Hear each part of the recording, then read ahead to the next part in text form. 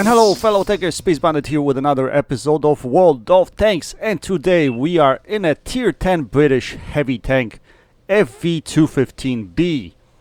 Yes guys, I have two games for you today. Both were from a while back, I think from sometime in January when I was playing on Zippy Mammo's account, and I don't have this tank on my account yet unfortunately, so yeah, decided to take this tank out at that time, and I had a pretty decent run in this tank, so both games are pretty decent, and I promise I will not talk about coronavirus because everyone everywhere is talking about it. We have to get to some level of normality. I mean, it won't be normal for a while, and I just wish for everyone to stay safe and away from this stupid virus. But what is a better way of staying safe if not playing on your console, playing a game like World of Tanks? Anyway, so let's get back into the game. As you can see on this map, usually the location to go to is D5. This is where most of the brawling happens, and because I am in a heavy tank, pretty decent heavy tank to be honest, I'm gonna try to fight out of this position. We're gonna poke out here to see if we can spot any other customers. The plan here was just to poke out, I didn't want to overexpose. This rock in front of me on the left hand side is very important, and this position is quite important, especially with a tank that has some gun depression. But I don't have much of a gun depression in this tank, and I have rear mounted turrets, so I'm actually trying to figure out how to play this thing at this point in time, from what I remember. So remember, if you poke out over the ridge with this tank, the front of your tank will be sticking out, so even though you don't think that anybody can hit you, trust me, they can hit you, so you gotta be really careful about that. But I was hoping for the opposition team to push, and that's exactly what they've done. They pushed really hard over here. So this guy in front of me is not paying attention to me, so we're gonna put some shots into his turret.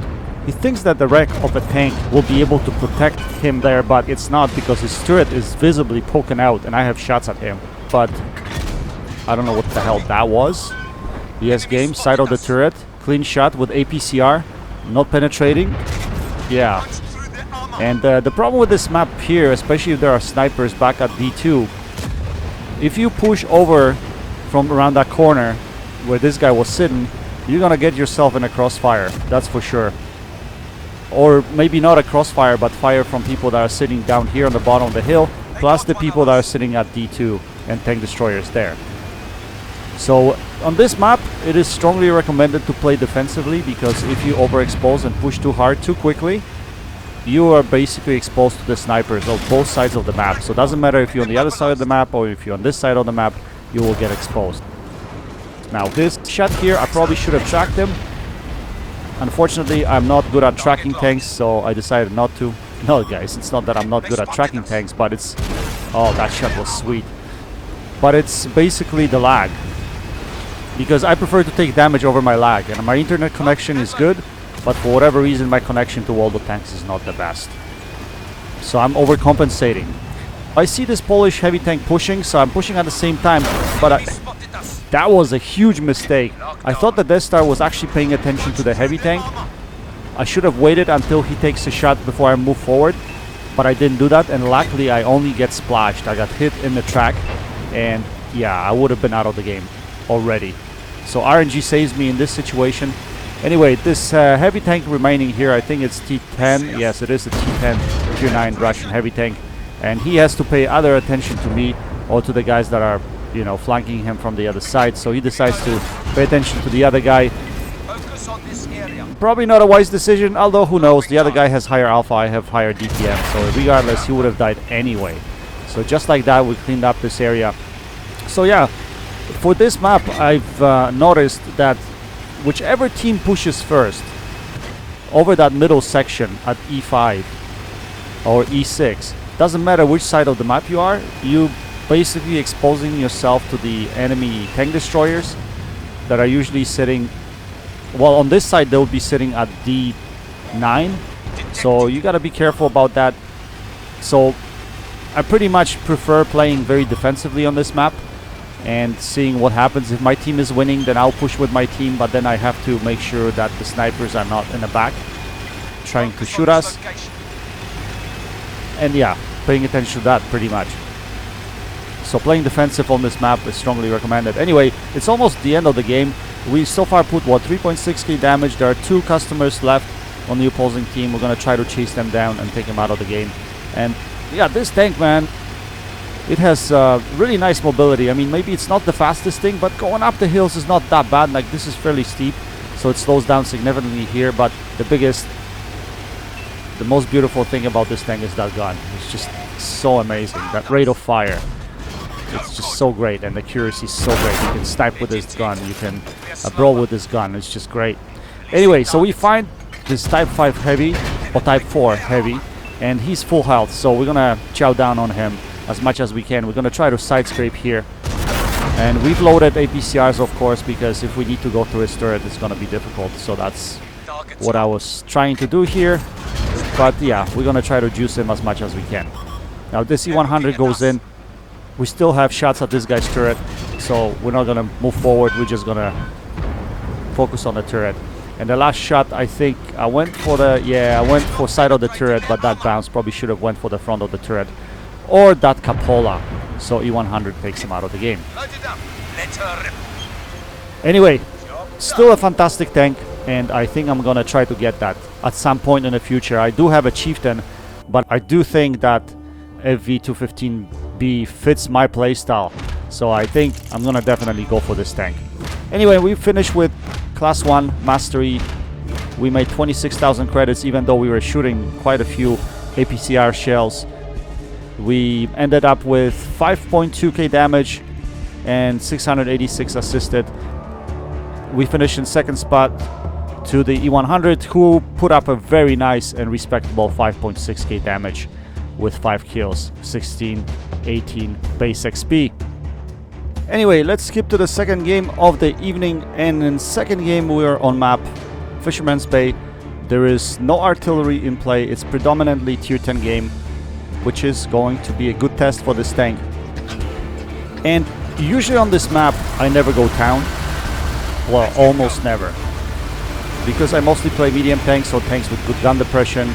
Even TDs, they're good to play central location on this map. But in this situation with this tank,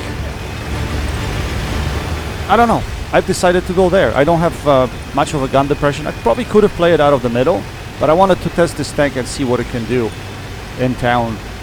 People shooting at me and stuff like that. I wanted to see whether it can, you know, absorb some shells, bounce some shells. So yeah, that was the decision that I made, and I do not really know the terrain in the town or in the city. I know I've played this game for over 5 years now, guys, but because I don't go to town, I just don't know how to play the town, to be honest. I never go there, I just don't know how to play it. But here we're gonna try to play it, so I was basically looking at my mini-map and trying to figure out what would be the best position so I can have shots down the 8 lane. That's what I was thinking when I was coming down here. So I was gonna try to find a position behind a building somewhere where I could side scrape from. So this was the first thing I did right here, but then I realized, I don't think I'm gonna have any shots from here. So I'm gonna move up a little bit further. Here I get spotted, so I'm pretty sure that they have line of fire on me here. So I'm gonna use this house in front of me. I'm gonna try to side scrape from here, but I do not see anything I can hit, unfortunately. And I am very impatient guy, so I'm gonna sit here maybe for a split second, and then I'm gonna move forward because there's nothing happening. So that's exactly what I'm gonna do. At the same time, the C100 on my right hand side tries to run into me, but luckily he does not push me to the side, because if he did, I would be royally pissed off. So we're gonna come around here, try to engage some of these guys that are sitting at D9. So we're gonna side scrape off of this building. We see FV215b here, over here, but this boat is in front of us, or ship, or whatever you want to call that. Put a shell into that. I thought maybe it will collapse, maybe we can destroy it, but I guess we can't, so we're gonna have to shoot over it. So we're gonna put one shell into this FV215b. We're gonna try to take him out of the game right here. And yes, the accuracy of this gun says yes. And now we're gonna have this tough customer here, Object 279. So I was wondering whether I could go through him like butter. So I loaded the APCR rounds. I was very curious whether I would be able to pen him at will. And guess what? I am, and we're on the same level. So that's quite interesting. So I put one shell into him. We're gonna try to do the same here. We put another shell into him, and in a split second here, he's gonna try to pen us. He only tracks us, he doesn't pen us. We pen him again, and now he's gonna reconsider his future. Right there, he's like, nope, I don't want that. I don't want none of it anymore. So this tank, Object 279 killer, probably is. Although I don't know, he was probably not shooting heat. If he was shooting heat, he would be able to pen me. Anyway, we see this IS-4, we put a bottom plate shot into him. Now we see this tank destroyer T110E4 behind the building there, so I was worried about him a little bit. He's got a big alpha. I really don't want to swallow that alpha right there. So we're gonna check if he's moving out. He wasn't moving out, so I poked out again. We're gonna put another shell into this IS-4. And now we focus this machine, but he gets taken out. The E4 is not poking out. I'm still worried about him a little bit. But he looks like he's not gonna come out because it looks like he's only, well, he's maybe a one-shot to us if we high roll. But we decided to move forward now. We pretty much won the city. Every red tank pretty much demolished except for a heavy tank plus that tank destroyer. So we're gonna try to scoot behind the building and take him out of the game. Now, the only thing at this point in time that was really bothering me was that we have all these tanks in one area. We don't really have control of the map. If the opposition would play this smartly, they would have crossfires set up on each side of the map and they wouldn't let us come out from town. And that was the mistake that they made. I don't think they set up proper crossfires in order to hit us, or they didn't have enough tanks set up in crossfire situation in order to hit us. But I was aware of the issue right here that we're facing. So the idea was not to come up too high. It was just to pick a flank and go to that flank and try to clean that flank out. So that's what I was thinking. As you can see here, I focused on the left flank right here. So we're gonna move forward. There's Object 260 there, but I don't care if I take a hit right now. I want to get myself in a good position so that I can face my frontal armor towards him and see if I can hit his top plate, right? Because turret, obviously I'm gonna have heck of a time penetrating his turret. So here I set myself up pretty nicely. We're gonna try to back out now, see if we can hide our bottom plate. That was the idea here. We switched to APCR rounds because this guy is gonna be a tough customer to crack. And yeah, take a look at these shots. Like, that went into the track. I don't get that, but still. We're gonna try to hit his turret. Can we pen it? Yes, we can pen it this time around. And we're gonna keep dropping here until we get into a good position. And these shots, man, like, that goes into his track, doesn't track him. Locked on. This shot here is going to go into the back of him and it bounces. I don't know, this tank has funny angles, guys. Object 260. I don't see a lot of them on the field, but whenever I see them, for whatever reason, I have trouble penetrating them. I don't know if it's just me or that tank is just, you know, kind of like Object 257 with that funny angles and funny armor. Anyway, so I'm pushed up over here a little bit. At this point in time, I realized, you know what? I'm a little bit too deep. Target's locked. Because the snipers, if there are any snipers at A4, A5, I should be getting shredded right now. So I don't know why the opposition is not shooting into me. Whether there is no one there to shoot into me or they just they were focusing somebody else. But I got lucky, didn't get hit. So we're gonna try to rethink what to do over here. I'm gonna point my frontal armor here towards that flank and try to hit this E100 that's in the bottom. He serves as a spotter at this point in time. Again, I don't know why I'm not getting hit.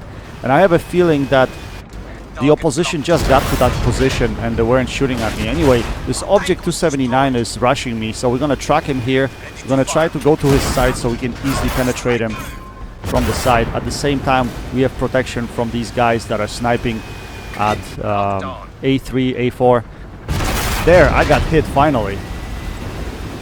So this Grill 15 is sitting right there. So we're gonna try to put a shell into him. The accuracy of this gun, oh my gosh, is fantastic.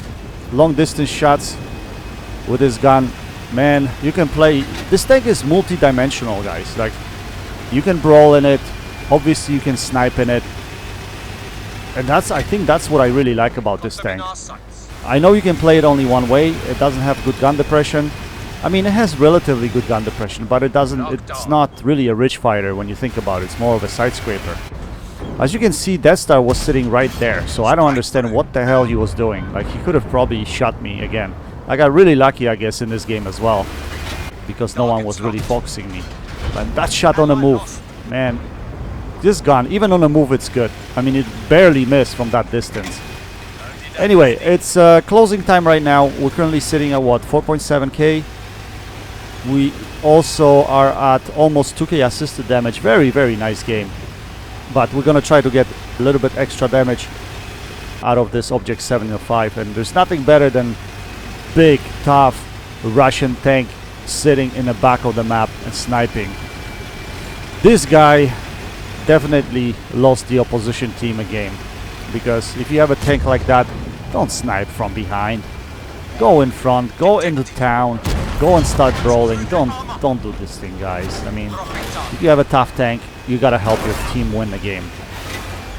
Anyway, we put one more damaging shot into him and we complete this game with quite a decent result, actually. So we ended up with over 5k damage and over 1800 assisted damage, almost 2k damage assisted.